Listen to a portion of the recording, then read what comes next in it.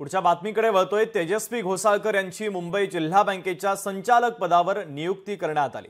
संचालक मंडळाच्या बैठकीमध्ये हा महत्त्वाचा निर्णय घेण्यात आला। तर अभिषेक घोसाळकरांच्या मृत्यूनंतर संचालक पदाची जागा रिक्त होती आणि या रिक्त जागेवर आता तेजस्वी घोसाळकर यांची नियुक्ती करण्यात आलेली आहे। संचालक मंडळाची बैठक पार पडली आणि या बैठकीमध्ये हा महत्त्वाचा निर्णय झाला।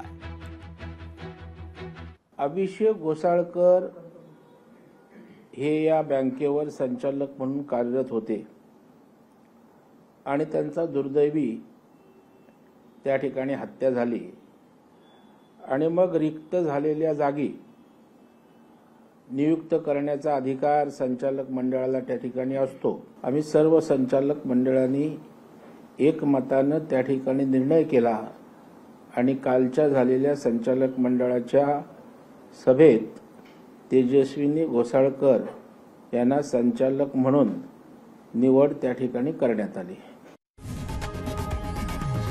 लोकशाही मराठी ऐका, पहा, जागरूक रहा।